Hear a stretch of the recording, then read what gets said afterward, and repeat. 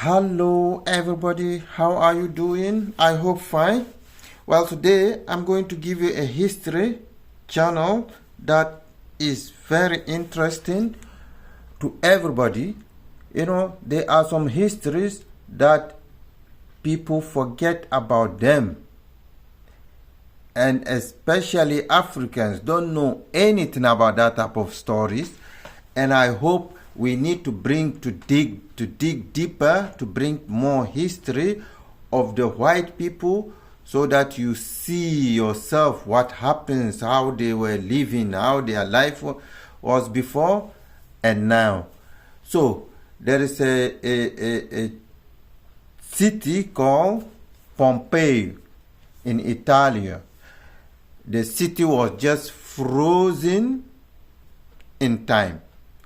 Believe me, all the people, the city, everything just, destroyed and froze by ashes.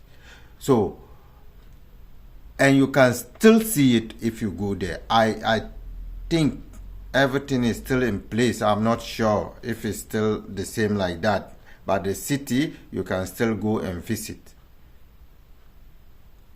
You see? So I'm going to show you the video that you can also see with your own eyes. It's not a story. This is real. So let's watch the video together and try to subscribe to this channel. This is a channel that can bring you more deeper stories that really happen around the world. So let's dig down. Let's go. Unspeakably tragic, the speed at which it happened wasn't nearly the worst thing about it. Two festivals happening in the town at the same time meant the tragedy at Pompeii ended up so much worse than it should have been. According to the book Pompeii, an archaeological guide, the Pompeians were in the middle of a multi-day celebration in honor of the Emperor Augustus. Known today as the first emperor of the Roman Empire, Augustus had died 65 years earlier and had just been made a god, as well as having the month of August named after him. Pompeii's streets were filled with public celebrations, including street musicians, fortune tellers, plays, and athletic events. Many of those performers and athletes came from outside Pompeii to take part in the event, as did the visitors and tourists who came to see them. We can't know exactly how many extra people were in the town at the time of its destruction, but it is certain a lot more lives were lost than might have happened if the eruption had happened a month later. Even worse, the day before the eruption was Vulcanalia, the festival of the god Vulcan, otherwise known as the god of fire and volcanoes. It wasn't so much that the people of Pompeii didn't get a warning that Mount Vesuvius was going to erupt, because there definitely would have been smoke, small earthquakes, and loud rumblings at the very least. It was more that because of Vulcanalia, they would have interpreted these signs as good omens from the god rather than the warnings to get out of Dodge. As far as the townspeople cared, these warnings were simply signs that Vulcan was busy at his forge inside Mount Vesuvius, perfectly happy that everyone was celebrating his special day.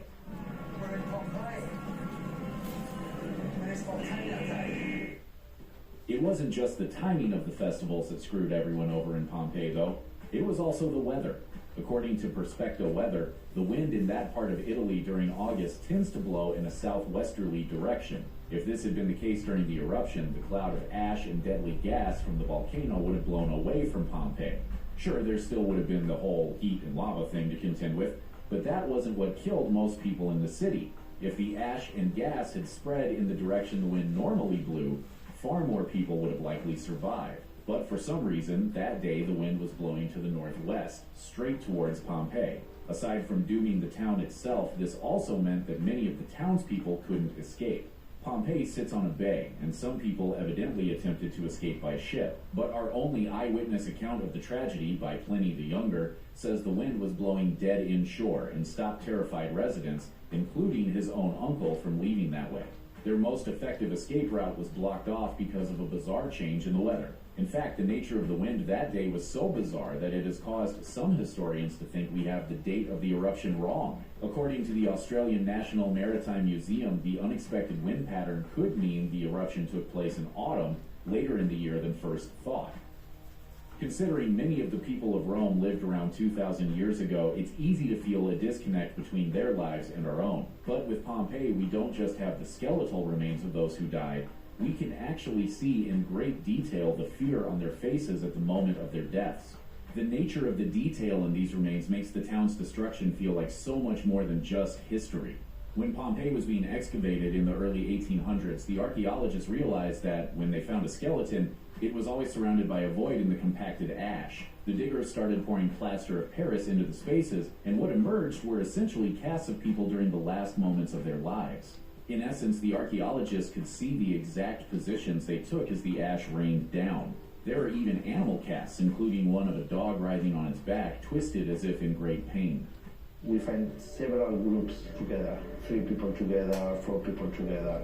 It seems that they may be helping each other. But modern technology can take this information even further. Seeker reports that in 2015, many of these casts were CAT scanned. This means we now know the victims' ages, sexes, and intimate details about their health. We can even construct accurate images of their faces, such as a 4-year-old boy frozen in terror or a baby asleep on its mother's lap. Giovanni Bobino, the head radiologist on the project, said, "Working with these casts was extremely moving. It felt like I was dealing with real patients." Pliny the Younger provides our only eyewitness account of what happened on that day in Pompeii, and he didn't even write about it until more than 2 decades after the event. But his account shows that witnessing the city's destruction had a profound effect on him. Pliny was 18 and living across the bay in Misenum when the eruption began. His uncle, Pliny the Elder, had also been a naval commander in the early Roman Empire and decided to sail to Pompeii to try and rescue people. Pliny and his mother were left to escape Misenum on their own. Eventually, they left their house because the strength of the earthquakes made staying inside dangerous, and they had to keep shaking off ash so they wouldn't be crushed by the weight of it. Elsewhere in the town, people began to panic, and false rumors quickly spread about Misenum being on fire. But according to Pliny, it was the noise that was the worst. He wrote, "You could hear the shrieks of women, the wailing of infants, and the shouting of men. Some were calling their parents, others their children or their wives, trying to recognize them by their voices. People bewailed their own fate or that of their relatives, and there were some who prayed for death in their terror of dying. Many besought the aid of the gods, but still more imagined there were no gods left, and that the universe was plunged into eternal darkness forevermore." Pliny the Elder died at Pompeii, having failed to save a single life. Historians still aren't exactly 100% sure how people in Pompeii actually died, but it's mostly accepted that, in general, they were smothered by ash and gas, crushed when buildings collapsed, or hit and killed by falling debris. This is why the bodies archaeologists have found show people were largely intact when they died, but this might not have been the case for victims in other cities affected by the eruptions. According to National Geographic, in the cities of Herculaneum and Oplantis, things were all the more disturbing because they were probably hit by pyroclastic surges, catastrophic mixtures of ash, lava, and noxious gases. But the deadliest characteristics of a pyroclastic flow are heat and speed. They can move at 50 miles an hour and reach temperatures of 1,300 degrees Fahrenheit. That kind of all-consuming heat can effectively flash fry a person to death. It causes a person's bodily fluids to boil instantaneously, including those inside their brain, essentially causing their head to explode. Within 10 minutes, all the soft tissue on their body would vaporize. And there's strong evidence that this happened to many of the victims in Herculaneum and Oplantis. If Egypt has taught us anything, it's that people really do not give a toss about the sanctity of the dead, with tombs in that country being ransacked almost as soon as they were sealed. The same is true in Pompeii. Despite it being the final resting place for thousands of victims, all grave robbers tend to think about is how much shiny stuff is buried with them. And the residents who fled their homes in terror did make it easy for these thieves, since many of them grabbed all their valuables to bring with them. Since Pompeii wasn't really rediscovered until the 1700s, these grave robbers have remained active up to the present day. Pompeii's official website mentions archaeologists unearthing one room and finding tunnels dug in the ash and the skeletal remains of 6 individuals thrown around. Damage done by humans, not a volcano. A shop was also discovered in 2016 with evidence that looters had been there first, although thankfully they managed to miss a hoard of gold coins found inside. In 2017, there was actually so much tomb raiding that, for the archaeologists, it became a race to dig out new areas before they were found by crooks. Not everyone who steals digs a tunnel, though. Some just pick stuff up when they visit as tourists. Luckily, a lot of them come to regret that decision. According to the Telegraph, in recent years, authorities have been sent 100 packages returning items pilfered as souvenirs, with many of the repentant grave robbers believing the objects have brought them bad luck. Perhaps the worst thing to happen to Pompeii since the eruption was the fact that, for a long time, it wasn't even properly taken care of. And it wasn't the archaeologists in the 1800s who screwed up, but those in charge of the site during the second half of the 20th century. In 2008, The Guardian reported that the Italian government had declared a state of emergency at Pompeii, not because the volcano was about to erupt again, but because the historic site was in such a state of disrepair. The conditions were described as squalid, with the amazing site swarmed by souvenir hawkers, fake parking attendants, and bogus tour guides. It had few signs, even fewer security guards, and only 3 bathrooms. The third of the site that was still buried was even being used as an illegal trash dump. But more dire, according to Reuters, was the decades of neglect the UNESCO World Heritage Site had suffered, with visitors expressing shock at the site's decay. Frescoes and stones that had survived almost 2,000 years were deteriorating at an alarming rate, with thousands of pieces lost every year. Restoration work that had started in 1978 was still nowhere near being completed. The culture minister at the time stated that to call the situation intolerable doesn't go far enough, and a year-long state of emergency was quickly declared. A special commissioner was thus appointed to try to save the site before human laziness and selfishness could destroy Pompeii all over again.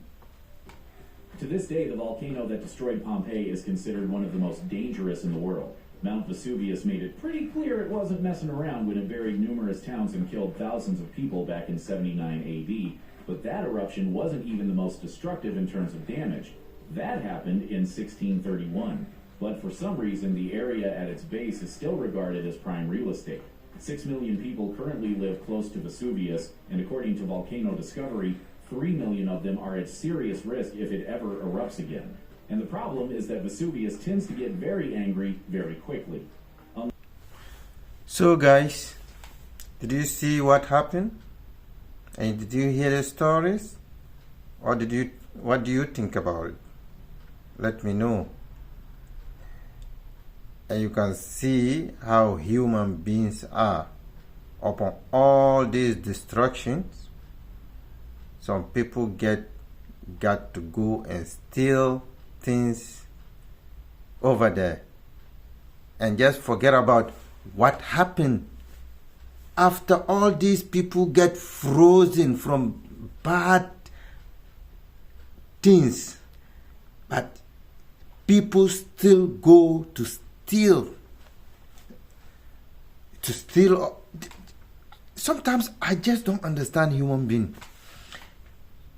You see somebody's dying and the only thing he thinks about is to steal that person. What are we?